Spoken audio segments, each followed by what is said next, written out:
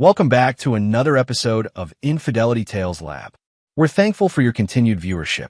Before we begin, tell us, where in the world are you watching from? We love knowing our global reach. Now, let's dive into today's story. Chapter 1, The Foundation. Detective Ray Morrison had seen enough darkness in his 15 years with the NYPD to know when something was wrong. But nothing had prepared him for the quiet unraveling of his own home. At 42, Ray was a man who believed in absolutes: right and wrong, loyalty and betrayal, justice and consequence. His steel-gray eyes and weathered face told the story of someone who'd stared down killers and never blinked first. When he'd married Claire Hartwell 8 months ago, Ray thought he'd finally found his anchor. Claire, 34 with auburn hair and emerald eyes, worked as a real estate agent specializing in luxury properties. She was successful, charming, and came with 5-year-old Emma, a quiet, thoughtful child with her mother's green eyes and blonde hair that caught the light like spun gold. Ray had embraced fatherhood with the same intensity he brought to everything else. His own father had abandoned him when he was 7, leaving him with a mother who worked 3 jobs just to keep them afloat. He'd sworn never to be that man, never to let a child feel unwanted or unsafe. The Morrison family had seemed perfect from the outside. Ray had bought a house in Westchester County, a 4-bedroom colonial with a white picket fence and a tire swing in the backyard. Claire had insisted on the neighborhood, claiming it was perfect for Emma's development. Ray had agreed, despite the hour-long commute to the precinct. But perfection, Ray had learned, was often just a mask for something rotten underneath. The first sign came 3 weeks after they'd moved in. Emma, who had been a cheerful, talkative child during their courtship, had grown increasingly withdrawn. She barely touched her meals, pushing food around her plate while offering polite apologies. "Sorry, Dad, I'm not hungry," became her nightly refrain. Ray noticed how she flinched when adults approached too quickly, how she developed dark circles under her eyes despite going to bed early. When he brought up his concerns to Claire, she dismissed them with a wave of her hand. "She's adjusting, Ray. Moving is traumatic for children. She'll get used to it." But Ray's instincts, honed by years of reading people's lies and fears, told him otherwise. He began paying closer attention to the patterns in their household, the subtle dynamics he'd initially missed. Claire had been working longer hours lately, often taking calls late at night and stepping outside to talk. She'd grown distant in their bedroom, claiming exhaustion from showing properties to demanding clients. When Ray suggested family activities, she'd find excuses: work commitments, social obligations, Emma's supposed need for routine. Meanwhile, Emma continued to fade before his eyes. The vibrant child who used to ask him about his cases and beg for bedtime stories had become a ghost in her own home. Ray's partner, Detective Luis Santos, had noticed a change in him too. They were sitting in their unmarked car outside a suspect's apartment when Luis finally spoke up. "You look like hell, Morrison. What's eating you?" Ray stared through the windshield at the gray October sky. "Just family stuff. Nothing I can't handle." "Family stuff, huh?" Luis, a father of 3, understood the weight behind those words. "You know, my Maria went through a phase when she was Emma's age. Stopped eating, had nightmares. Turned out a teacher at school was inappropriate." The words hit Ray like ice water. He'd been thinking like a husband, not like a detective. He'd been looking for obvious signs of abuse while missing the subtle indicators that something was deeply wrong in his stepdaughter's world. That evening, Ray watched Emma more carefully during dinner. The way she glanced nervously toward the front door when they heard cars pass. How she seemed to shrink into herself when Claire answered her phone. The careful way she chose her words, as if she were walking through a minefield. After Emma went to bed, Ray found Claire in their home office, typing furiously on her laptop. When she saw him, she quickly closed the screen. "Just finishing up some listing descriptions," she said, but her smile seemed forced. Ray nodded, but filed the behavior away. Years of interrogating suspects had taught him to catalog inconsistencies, to watch for tells that revealed deeper truths. Later that night, as Claire slept beside him, Ray stared at the ceiling and made a decision. Whatever was happening to Emma, whatever was causing her retreat into herself, he would find it. And when he did, there would be consequences. Ray Morrison was not a man who forgave betrayal. He'd learned that lesson early, watching his mother struggle to raise him alone while his father started a new family across town. He'd seen too many victims destroyed by people they trusted, too many families shattered by those who were supposed to protect them. If someone was hurting Emma, if someone was threatening the only family he'd ever truly wanted, they would learn why Ray Morrison had never lost an interrogation. The storm was coming. Ray could feel it in his bones. Chapter 2. Cracks in the Facade. Ray's investigation began with the methodical approach he used on all his cases. He started documenting Emma's behavior patterns, noting her reactions to different stimuli, mapping the timeline of her withdrawal against Claire's schedule changes. The breakthrough came when he decided to pick Emma up from school early one Tuesday afternoon. Claire had mentioned a late showing, so Ray thought he'd surprise Emma with ice cream and maybe get her to open up. But when he arrived at Meadowbrook Elementary, he discovered something that made his blood run cold. Emma wasn't there. According to the office, Claire had called that morning to say Emma was sick and wouldn't be attending. Ray's hand instinctively moved to his service weapon as a dozen scenarios flashed through his mind. He called Claire's number, forcing his voice to remain calm. "Hey, babe, just thought I'd pick up Emma early. Where are you guys?" There was a pause that lasted a heartbeat too long. "Oh, Ray, I forgot to tell you. Emma woke up with a fever this morning. We're at Dr. Patterson's office right now."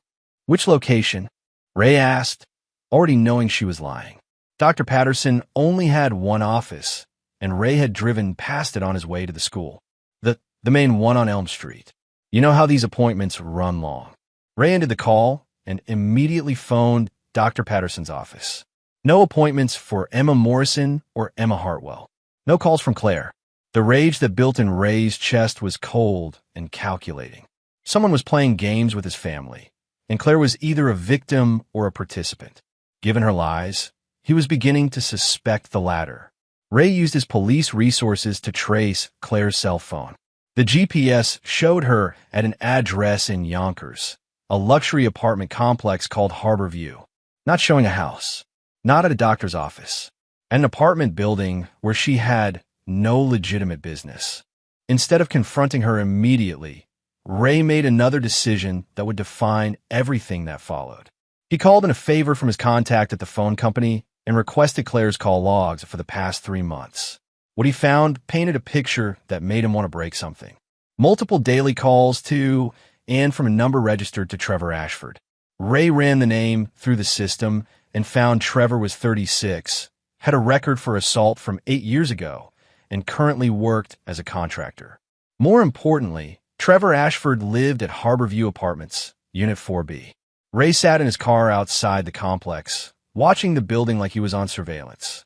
At 3:47 p.m., Claire's black BMW pulled into the parking garage. She didn't emerge for 2 hours. When she finally came out, she was smoothing her hair and checking her appearance in her phone's camera. But what made Ray's trigger finger itch was what happened next. Emma emerged from the garage stairwell, walking slowly, her head down. Her clothes were different from what she'd worn to bed the night before. Ray followed them home from a distance, his mind racing through the implications. Claire was having an affair. That much was obvious. But Emma's presence changed everything. What kind of mother brought her 5-year-old daughter to her affair partner's apartment? And why did Emma look like she'd rather be anywhere else in the world? That evening at dinner, Ray decided to test the waters. "How was the doctor visit today?" he asked casually. Emma's fork froze halfway to her mouth. She glanced quickly at Claire, who nodded almost imperceptibly. "It was okay," Emma whispered. "What did Dr. Patterson say about your fever?" Another glance at Claire. He said, "I need more rest." Ray felt something break inside his chest. His 5-year-old stepdaughter was being coached to lie to him. Someone had turned this innocent child into an accomplice to her mother's deception. "That's good advice," Ray said softly. "You know, Em, if you ever feel sick or scared or confused about anything, you can always talk to me. That's what dads are for." Emma's eyes filled with tears, but she nodded and returned to pushing food around her plate. After putting Emma to bed, Ray confronted Claire in their bedroom. "How was your showing today?" he asked, watching her face carefully. "Oh, it went well. Difficult clients, though. They had very specific requirements." She was undressing as she spoke, not meeting his eyes. What kind of property were they looking for? A 3-bedroom condo. Downtown area. You know how picky buyers can be. Every word was a lie. Ray could see it in her body language, hear it in the careful way she constructed each sentence. But more than that, he could smell another man's cologne on her clothes. Claire, Ray said quietly, is there anything you want to tell me? Anything at all? For a moment, her mask slipped. He saw fear flicker across her face before she regained control. I don't know what you mean, Ray. Is everything okay? You seem tense. Ray studied his wife's face, the woman he'd sworn to love and protect, who was now lying to him while involving his stepdaughter in God knew what kind of situation. Everything's fine, he said finally. Just tired from work. But as Claire fell asleep beside him, Ray stared into the darkness and began planning. He had enough experience with cheating spouses from his caseload to know how this typically played out. The affair would continue until Claire felt confident enough to ask for a divorce, probably with some story about incompatibility or his job being too demanding. What she didn't know was that Ray Morrison never walked away from a fight, and he never forgave betrayal. Claire had made the mistake of involving Emma in her deception, and that elevated this from a personal matter to something far more serious. Tomorrow, Ray would begin gathering evidence. Not for a divorce attorney. Ray had bigger plans than that. Plans that would ensure Claire and her lover understood the consequences of their choices. Some people learned the hard way that certain men should never be crossed. Chapter 3. The Child's Truth. The opportunity Ray had been waiting for came the following week when Claire announced she had to fly to Chicago for a real estate conference. Ray verified the story. There was indeed a conference, and Claire's agency had registered her. But given her recent pattern of deception, Ray suspected the trip had more to do with Trevor Ashford than professional development. I'll only be gone 3 days, Claire said, kissing Emma goodbye. Be good for Dad, okay? Emma nodded solemnly. But Ray noticed how she seemed to relax slightly as Claire's car disappeared down the street. For the first 2 days, Ray treated the time like a reconnaissance mission. He observed Emma without pressure, noting how her appetite improved slightly and how she seemed less jumpy around the house. She still wasn't the vibrant child he remembered from their early dating days, but she was marginally more at ease. On the second evening, Ray decided to take a calculated risk. After Emma's bath, he sat on the edge of her bed for their usual bedtime routine. Em, can I ask you something? He said gently. She nodded, clutching her stuffed elephant, a gift he'd given her for her 5th birthday. When you go places with Mom, do you always have fun? Emma's eyes darted away from his face. Sometimes. What about when you visit Mom's friend, the man at the tall building? The reaction was immediate and devastating. Emma's face crumpled, and tears began streaming down her cheeks. I don't want to go there anymore, Dad, she whispered. But Mom says I have to be quiet about it, or something bad will happen to you. Ray felt his heart shatter and his rage ignite simultaneously. He kept his voice gentle despite the fury building in his chest. Emma, sweetheart, nothing bad is going to happen to me. I'm a police officer, remember? It's my job to keep people safe. That includes you. But Mom said, what did Mom say exactly? Emma was sobbing now, her small body shaking with the weight of secrets she'd been forced to carry. She said the man doesn't like policemen, and if I told you about visiting him, he might hurt you. She said some men are dangerous when they get angry. Ray's vision went red for a moment. Claire had been using his own profession, his dedication to protecting others, as a weapon to silence Emma. She'd terrorized a 5-year-old into keeping secrets that were clearly causing the child distress. Emma, listen to me very carefully, Ray said, taking her small hands in his. No one is going to hurt me. And more importantly, no one is going to hurt you. I promise you that. But I don't like going there, Dad. The man is mean, and he says things that make Mom upset. And sometimes, Emma's voice dropped to barely a whisper. Sometimes he gets really angry and throws things. Ray's hands clenched involuntarily, but he forced himself to remain calm. Has he ever thrown things at you or Mom? Not at me. But one time he threw a bottle and it broke near Mom's feet. There was glass everywhere. Mom told me to hide in the bathroom until he calmed down. The pieces were falling into place, painting a picture that made Ray want to drive to Trevor Ashford's apartment and end this immediately. But he needed the full truth first. Emma, has anyone ever touched you in a way that made you uncomfortable? Or asked you to keep secrets about touching? No, Emma said quickly, and Ray believed her. But I heard Mom crying once, and when I asked her why, she said adults sometimes have to do things they don't want to do. Ray felt something cold and final settle in his chest. Claire wasn't just having an affair. She was subjecting herself and Emma to an abusive situation. Whether she was being coerced or had simply gotten in over her head with a dangerous man, the result was the same. Emma was being traumatized, and Claire was using threats to ensure the child's silence. Dad, Emma said suddenly, I need to tell you something. What is it, sweetheart? The man, he said something about you. He said you think you're so tough because you're a cop, but that cops can be hurt just like anyone else. He said it while he was looking at pictures on Mom's phone. Pictures of you. Ray's blood turned to ice. Trevor Ashford wasn't just Claire's affair partner. He was actively targeting Ray. This wasn't a simple case of infidelity. It was something far more dangerous. Emma, this is very important. When did he say this? Last week, when Mom took me there while you were at work. He was looking at pictures of you in your uniform, and he said other things too. Bad words I'm not supposed to say. Ray stood up abruptly, his mind racing. Trevor Ashford had his personal information, photos of him in uniform, and had made threats. Combined with his previous assault conviction, this painted the picture of someone potentially planning violence against a police officer. Emma, I want you to listen to me very carefully, Ray said, kneeling back down to her level. You did exactly the right thing by telling me this. You're very brave, and I'm proud of you. Am I in trouble? No, baby. You're not in trouble at all. But I need to make some phone calls tonight to make sure everyone stays safe.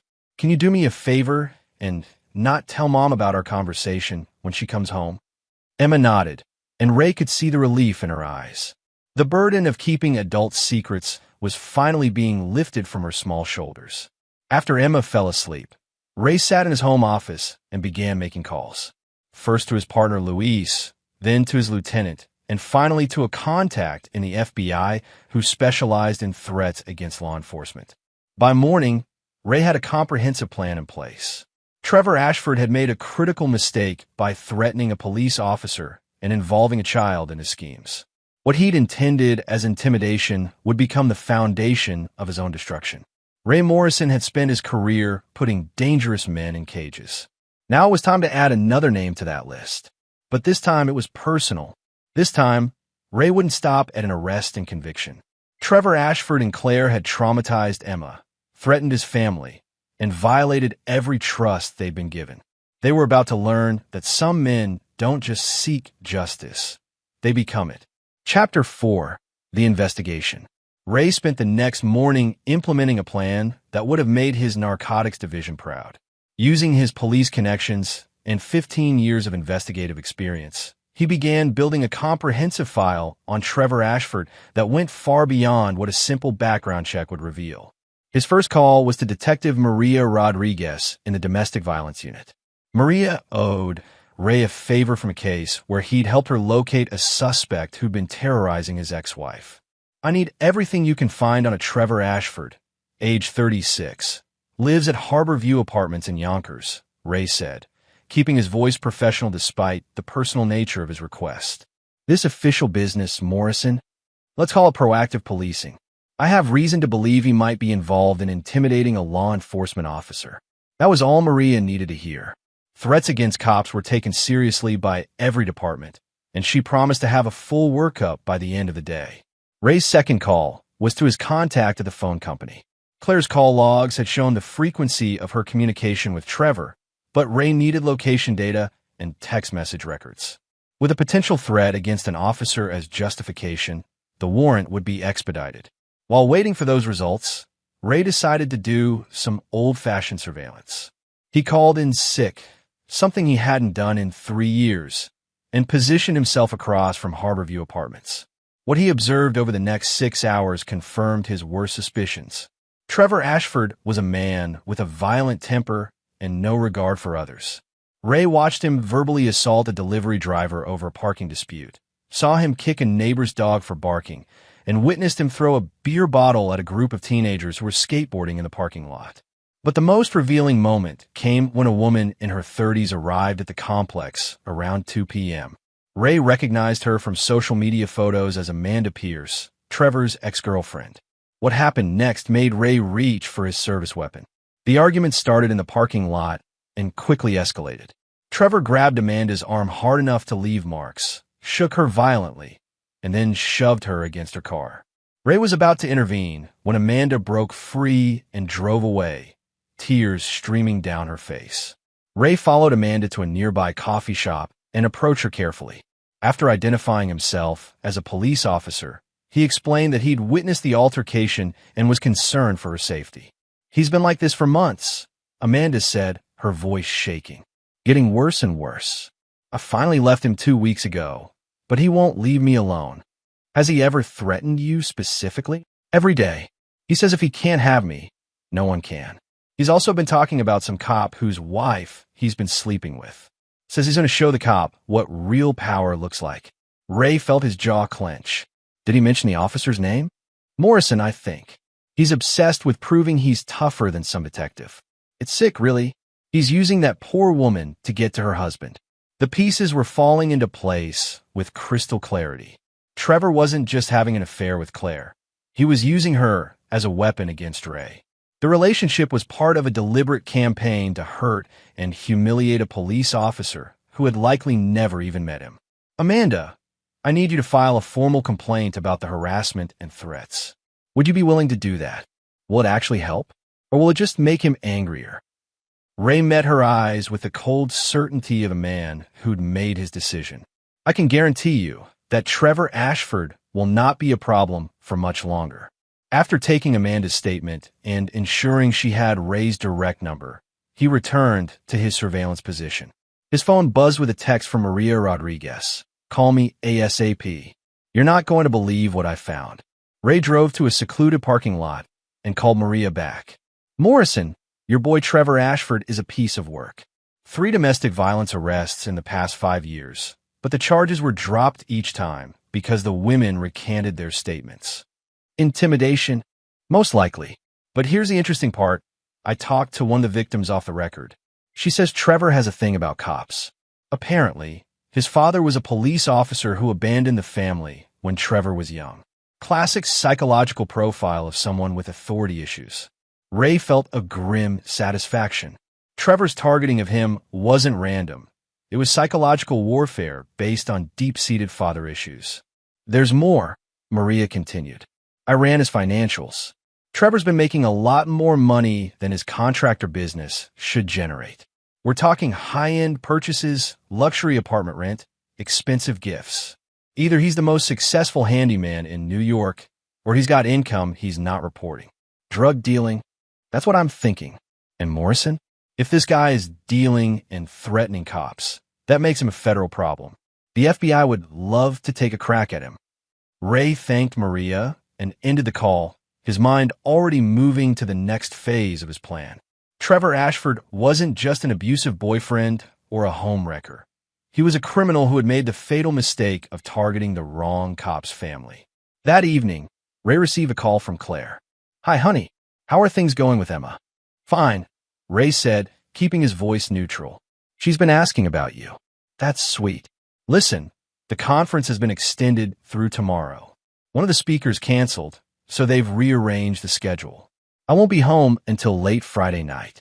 Ray knew she was lying. There was no extended conference. He'd checked. Claire was spending an extra day with Trevor, probably thinking she was being clever about managing her double life. "That's too bad," Ray said. "Emma will be disappointed." "I know, but this is important for my career. You understand, right?" "Of course," Ray replied. "Take all the time you need." After hanging up, Ray looked at Emma, who was coloring at the kitchen table. She seemed lighter somehow, more like the child he remembered from before their world had become complicated. "Hey, Em," he said gently. "How would you like to spend tomorrow at work with Dad? I'll show you the police station." Emma's face lit up with genuine excitement for the first time in weeks. "Really? Can I see your badge and everything?" "Absolutely." And Em, after tomorrow, things are going to be different around here. Better different. Ray had one more day to finalize his plans. One more day before Claire returned and the real game began. Trevor Ashford had wanted to play with the cop's family, had wanted to prove his dominance over someone he saw as an authority figure. Tomorrow, Ray would show him exactly what kind of man he'd chosen to cross. Chapter 5. The Setup. Ray brought Emma to the precinct the next morning, introducing her to his colleagues and letting her explore the detective division under careful supervision. She was fascinated by everything: the computers, the evidence boards, the holding cells, and for the first time in weeks, she seemed like a normal, curious 5-year-old. While Emma was distracted by Detective Santos teaching her how to use the fingerprint scanner, Ray put the final pieces of his plan into motion. The warrant for Trevor's phone records had come through overnight, and the contents were explosive. Text messages between Trevor and Claire revealed the depth of their relationship, and, more importantly, Trevor's escalating threats toward Ray. "Your husband thinks he's so tough," one message read. "Wait until he finds out what's been happening in his own house."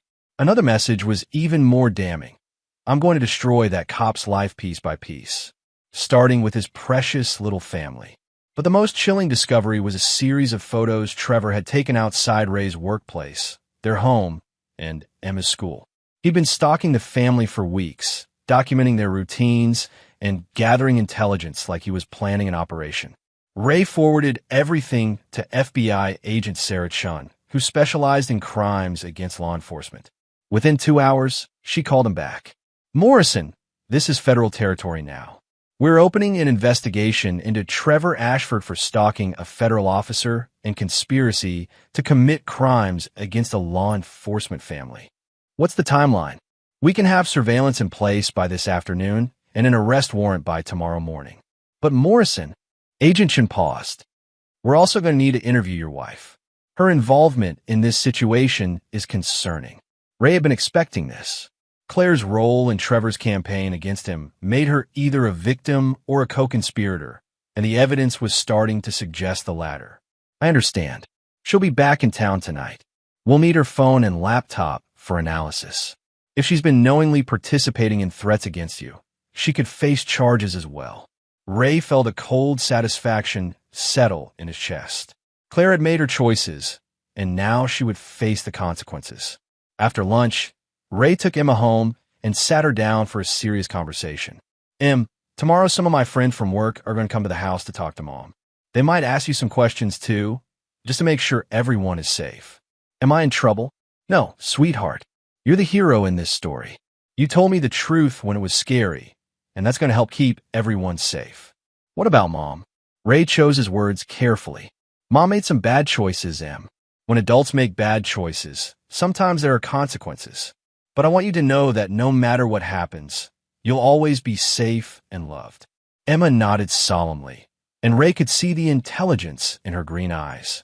She understood more than most adults gave her credit for. That evening, Claire returned home with a kind of forced cheerfulness that immediately put Ray on alert.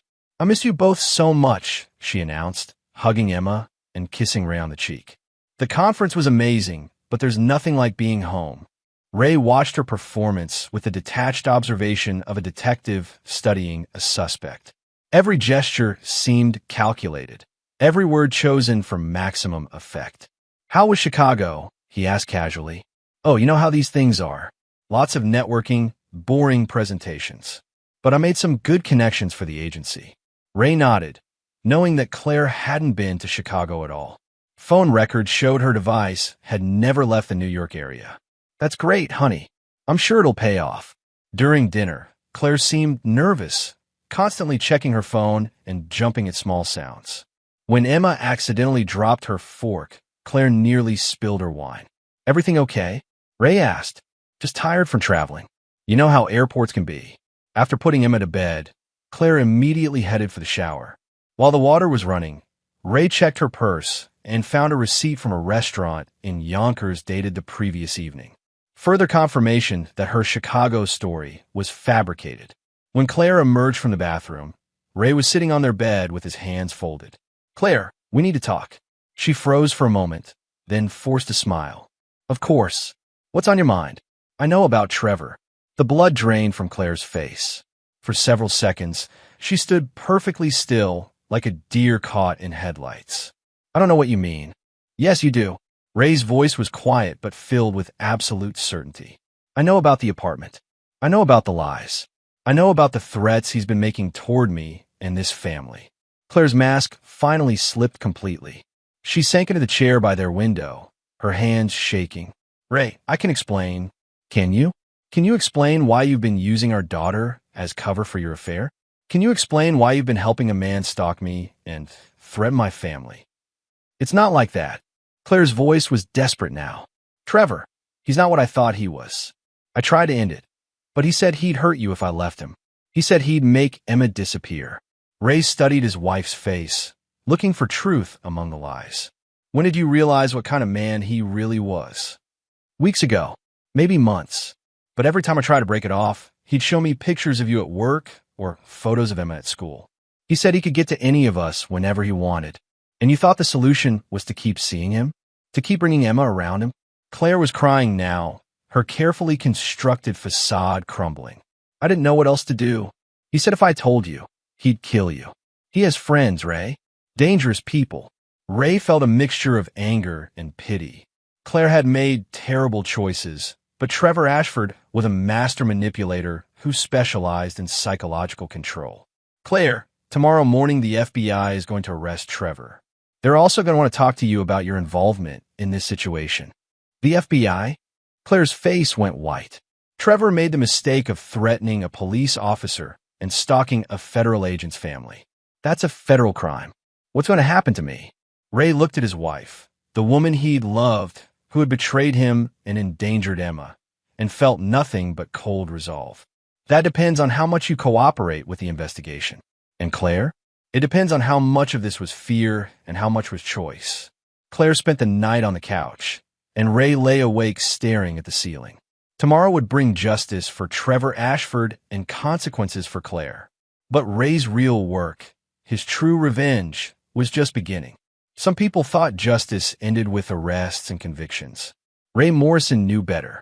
Real justice was comprehensive, personal, and permanent. Trevor Ashford and Claire were about to learn that truth the hard way. Chapter 6. The Arrest.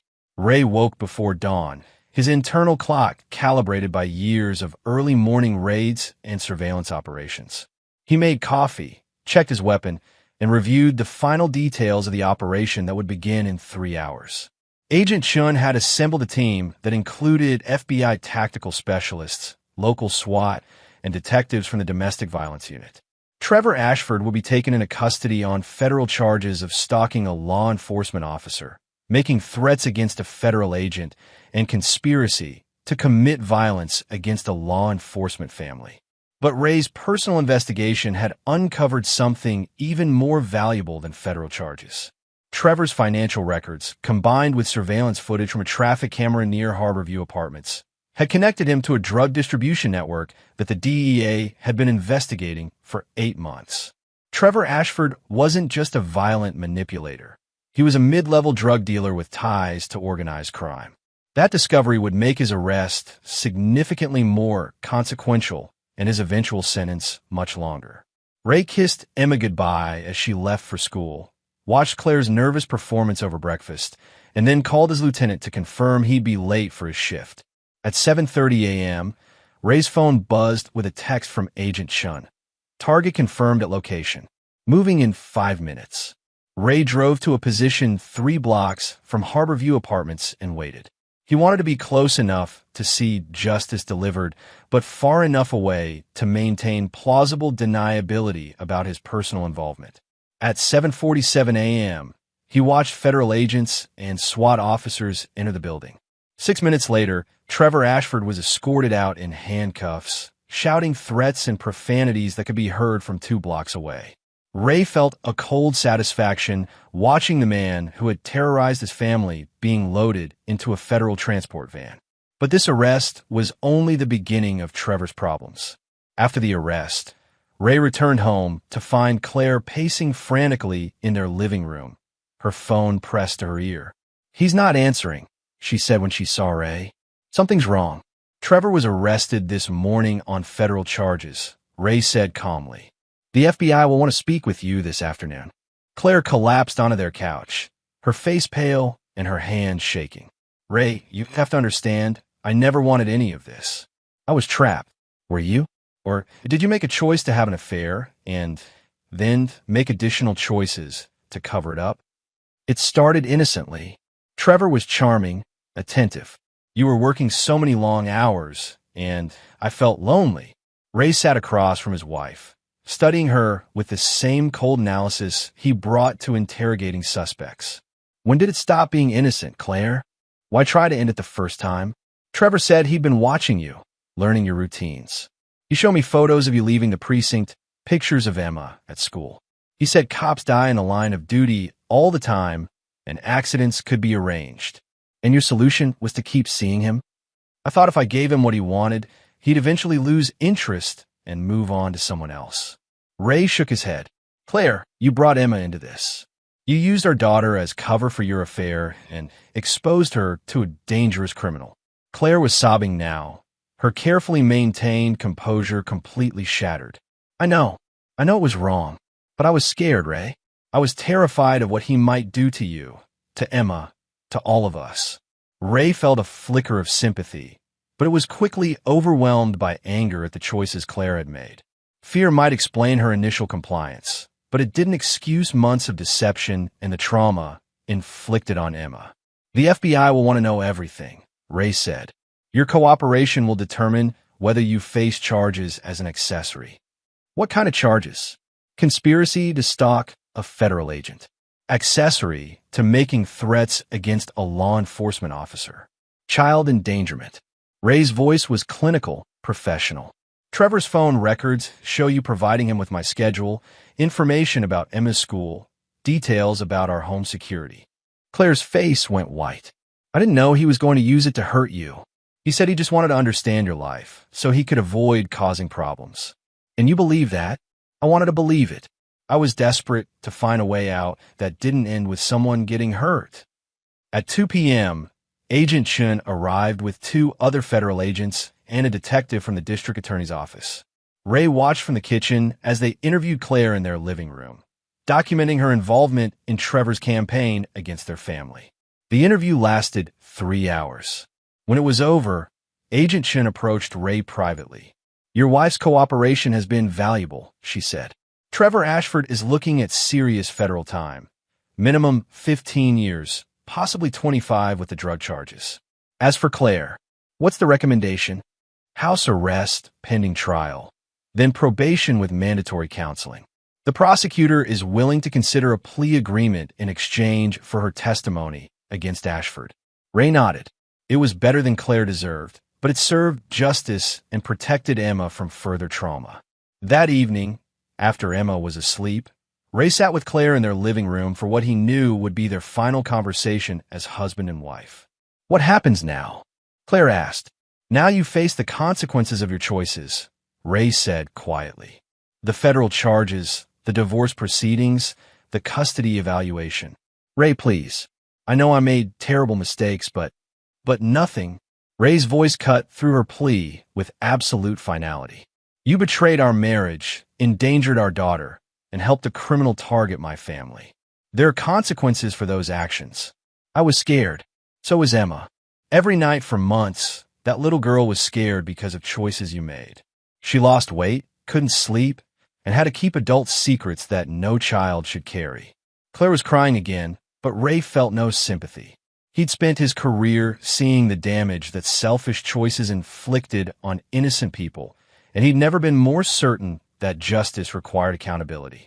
I'll fight for full custody of Emma, Ray continued. I'll ensure Trevor Ashford serves every day of his sentence. And Claire? I'll make sure everyone knows exactly who you really are. Ray Morrison was a man who believed in consequences. Tomorrow, he would begin the process of rebuilding Emma's life and securing her future. Claire would face trial, probation, and the permanent consequences of her betrayal.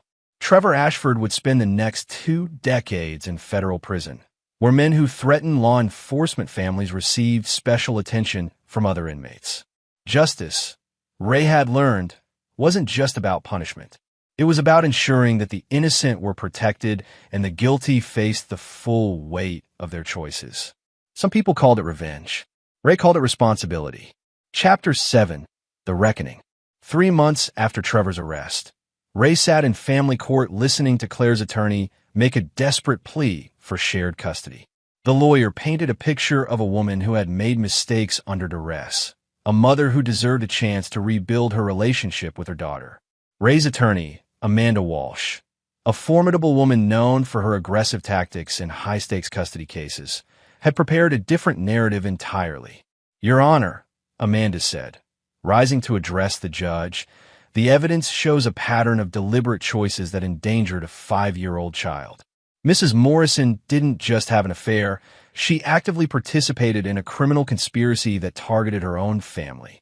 The evidence Amanda presented was devastating. Phone records showing Claire had provided Trevor with Ray's work schedule. Text messages where Claire discussed Ray's weaknesses and how to get under his skin. Photos that Claire had taken of Ray in uniform and sent to Trevor without Ray's knowledge. But the most damaging evidence was Emma's own testimony, given in the judge's chambers with a child psychologist present.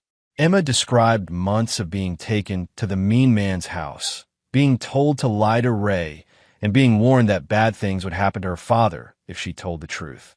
Judge Patricia Henley had presided over family court for 12 years, and Ray could see the anger in her eyes as she reviewed the case file.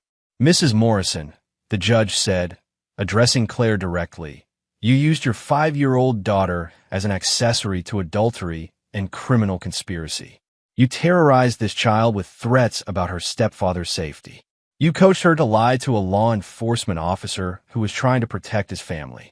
Claire's attorney attempted to interject, but Judge Henley continued. "Furthermore, your cooperation with federal authorities appears to have been motivated by a self-preservation rather than genuine remorse. The psychological evaluation indicates you show minimal empathy for the trauma inflicted on your daughter." Ray watched Claire's face as the judge delivered her ruling. He felt no satisfaction in her devastation, only a cold certainty that justice was being served. "Full custody is awarded to Detective Morrison," Judge Henley announced. "Mrs. Morrison will have supervised visitation rights 1 day per month, contingent upon completion of mandatory psychological counseling and parenting classes." Claire's attorney immediately filed an appeal, but Ray knew it would fail. The evidence was too comprehensive, Emma's trauma too well documented. After the custody hearing, Ray took Emma out for ice cream to celebrate. She seemed lighter somehow, as if the official recognition of her father's protection had lifted a weight she'd been carrying for months. "Dad," Emma said as they sat in their favorite booth at Murphy's Diner, "are you going to get married again?" "I don't know, sweetheart. Would that bother you?"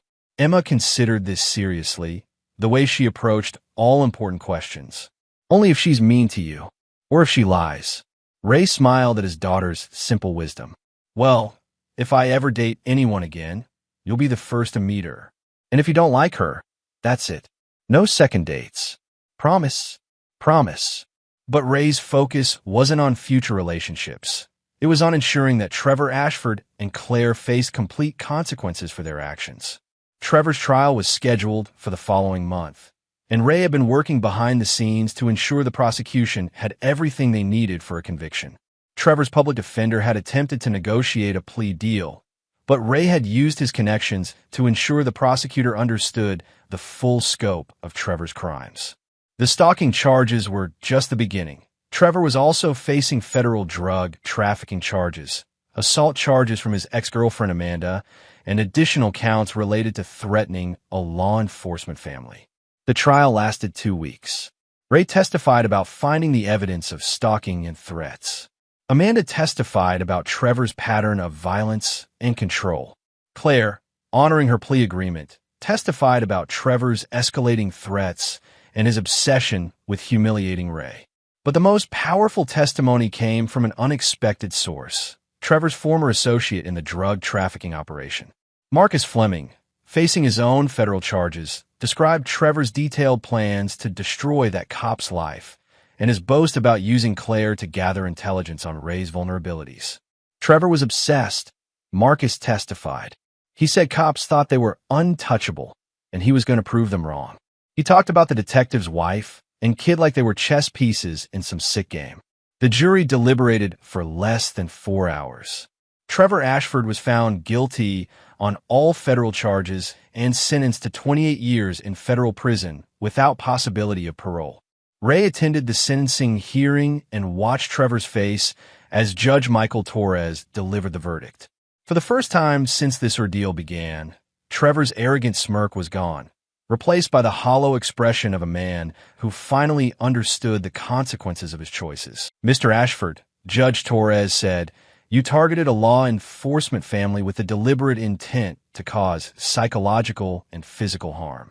You used manipulation and violence to control multiple victims. You showed no remorse for your actions and no consideration for the innocent child caught in your web of criminal behavior."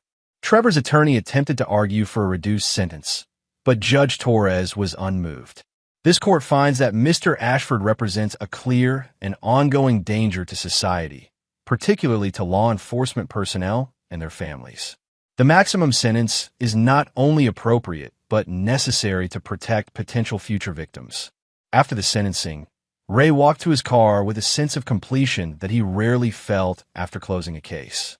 Trevor Ashford would spend the rest of his productive life in federal prison, where his threats against law enforcement would make him a target for other inmates who wanted to curry favor with guards. Claire's criminal trial was scheduled for the following month, but her plea agreement would likely result in probation and community service. Ray had ensured that her real punishment would be social and professional. Word of her involvement in threatening a police family had spread through her real estate agency and their social circle. But Ray's most important victory was simpler and more profound. Emma was safe, happy, and healing. She was seeing a child psychologist who specialized in trauma recovery, and her nightmares had stopped. She was eating normally again, laughing at appropriate times, and trusting Ray to protect her. Ray Morrison was a man who believed in justice, and justice had been served. Trevor Ashford and Claire had learned that some people should never be crossed, and some betrayals carried permanent consequences. The innocent had been protected. The guilty had been punished. Ray could sleep soundly knowing that his family was safe and his enemies were neutralized. Some people called it revenge.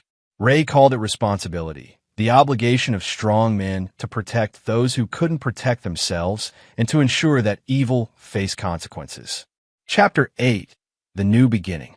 6 months after Trevor's sentencing, Ray and Emma had settled into a new routine that felt more natural and peaceful than anything they'd experienced during the marriage to Claire. Emma was thriving in her new school.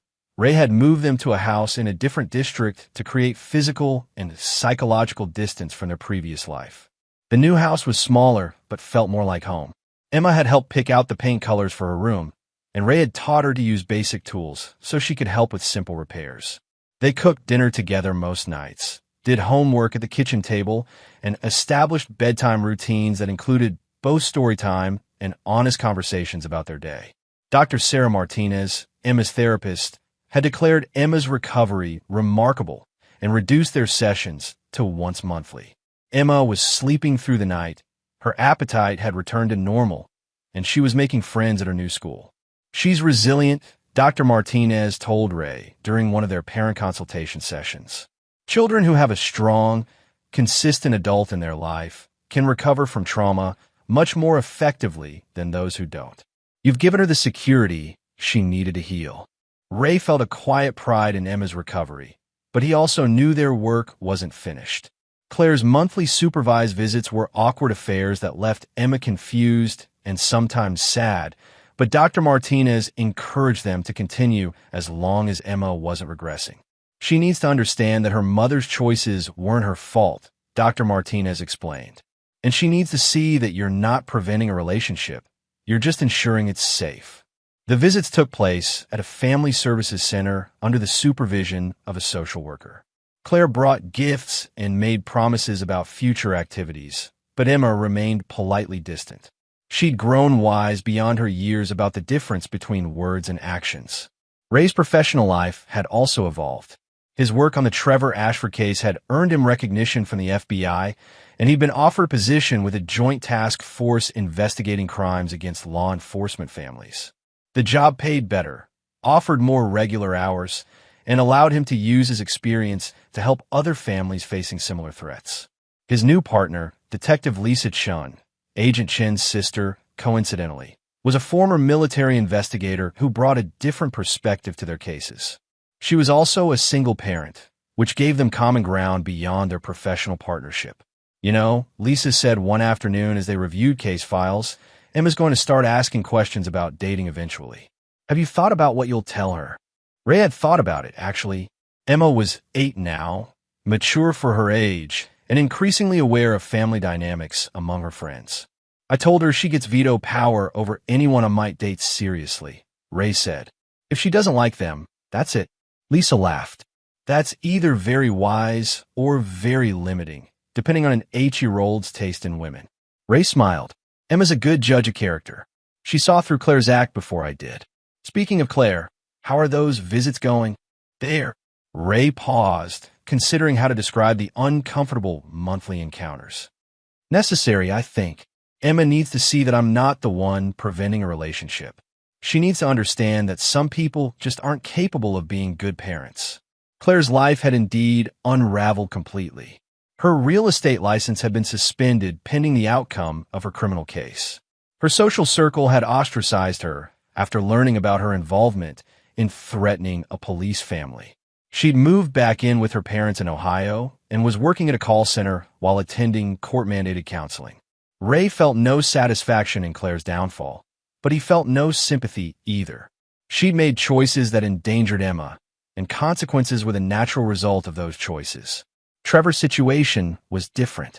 Ray received regular updates on Trevor's status in federal prison, and the reports confirmed his expectations. Trevor had been classified as a high-risk inmate due to his threats against law enforcement, which meant he spent most of his time in protective custody. But even protective custody couldn't shield him from the consequences of his actions. Other inmates who wanted to curry favor with guards, many of whom were former police officers, made Trevor's life miserable. He'd been assaulted twice, had his commissary privileges revoked multiple times, and was serving additional time in solitary confinement for various infractions. Ray had also used his connections to ensure that Trevor's parole hearing, scheduled for 15 years in the future, would be well documented with victim impact statements and detailed accounts of his crimes. Trevor Ashford would serve every day of his sentence. But Ray's focus had shifted from revenge to rebuilding. Emma was his priority now, and everything else was secondary. One evening, as they worked on Emma's science project about solar systems, she asked a question that caught Ray off guard. Dad, do you think Mom loved me? Ray set down the paintbrush he'd been using to help Emma color Jupiter and considered his answer carefully. I think Mom loved the idea of you, he said finally. But love means protecting people, even when it's hard. Love means telling the truth, even when it's uncomfortable. Love means putting someone else's needs before your own. Emma nodded solemnly. Like how you protect me? Exactly like that. Real love is about actions, not words. Do you think she'll ever learn how to love people the right way? Ray looked at his daughter, wise, resilient, and thoughtful, and felt a surge of pride and protectiveness. I don't know, but it doesn't matter what Mom learns or doesn't learn. What matters is that you know what real love looks like, so you can recognize it in other people and give it to the people who deserve it. Emma smiled and returned to painting Jupiter. I think I already know what real love looks like. Ray Morrison had spent most of his adult life seeking justice for victims and consequences for criminals. But sitting at his kitchen table, helping his daughter with homework in a house they'd chosen together, he realized he'd found something more valuable than revenge. He'd found redemption, not for himself, but for Emma. He'd taken a traumatized child and given her security, honesty, and unconditional love. He'd shown her that some people could be trusted to keep their promises and protect those who couldn't protect themselves. Some victories were measured in arrests and convictions. Others were measured in a child's laughter and peaceful sleep. Ray had achieved both, and that was justice enough. Chapter 9. Full Circle. 2 years later, Ray stood in the back of Emma's school auditorium watching her perform in the fifth-grade production of Annie. She played one of the orphans, and her clear voice rang out during the ensemble numbers with a confidence that still amazed him. After the performance, Emma ran to him with her face glowing with excitement. "Did you see me, Dad? Did I do okay?" "You were perfect," Ray said, lifting her up despite her protest that she was too old for that. "I'm so proud of you." As they walked to the car, Emma chattered about the other kids in the play, her upcoming science fair project, and her plans for the weekend. Ray listened with the contentment of a man who had fought for something precious and won. Dr. Martinez had officially concluded Emma's therapy 6 months earlier, declaring her a well-adjusted, resilient child with strong attachment bonds and excellent coping mechanisms. Emma still had monthly check-ins with the school counselor, but her trauma responses had virtually disappeared. Ray's own life had found a stable rhythm. His work with the task force was challenging but rewarding, and he developed a reputation as someone who could be trusted with sensitive cases involving law enforcement families. The irregular hours that had contributed to his marriage problems with Claire were now manageable, and he rarely worked weekends. Lisa Chun had become more than just a professional partner. Their friendship had evolved slowly and carefully, with Emma's approval at every step. Lisa understood the demands of single parenthood and the complexities of Ray's situation, as she'd never pushed for more than he was ready to give. "You know," Lisa had said recently, "Emma's been dropping some pretty heavy hints about me staying for dinner more often." Ray had laughed. "She's not exactly subtle, is she?" "Not even a little bit. Yesterday she told me I should teach her to braid hair because dads aren't good at girl stuff, and it would be nice to have someone who understands." Ray appreciated Lisa's patience with Emma's not-so-subtle matchmaking attempts. Emma had decided that Lisa was acceptable girlfriend material and had launched a campaign to encourage their relationship. Claire's monthly visits had dwindled to quarterly visits and then stopped altogether 8 months ago. She'd moved to California with a new boyfriend and had essentially abandoned her parental rights without formally relinquishing them. Emma had stopped asking about her mother and seemed relieved when the awkward visits ended. "I think she just wasn't meant to be a mom," Emma had said with the matter-of-fact wisdom of a 10-year-old. "Some people aren't good at important things." Ray had agreed and privately filed the paperwork to terminate Claire's parental rights due to abandonment. Emma deserved the security of knowing where she stood, and Ray deserved the legal protection of being her sole guardian. Trevor Ashford remained in federal prison with no possibility of parole for another 13 years. Ray received quarterly updates on his status, and the reports consistently showed a man who was broken by his circumstances.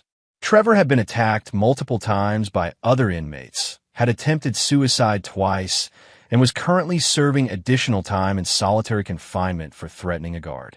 Ray felt no satisfaction in Trevor's suffering, but he felt no sympathy either. Trevor had chosen to target an innocent family, and prison was simply the natural consequence of that choice. The real measure of Ray's success wasn't Trevor's misery or Claire's abandonment. It was Emma's thriving independence and growing confidence.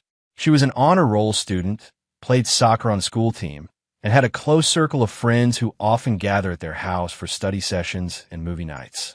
"Dad," Emma said as they drove home from the play, "can I ask you something?" "Always." "Do you think you'll ever get married again?" Ray glanced at his daughter in the rearview mirror.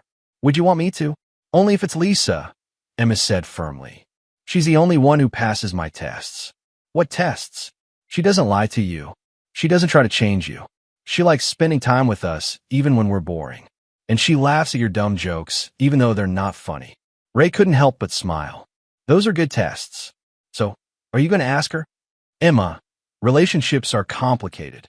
"Dad," Emma's voice carried the exasperated tone of a child who thought adults were unnecessarily dense.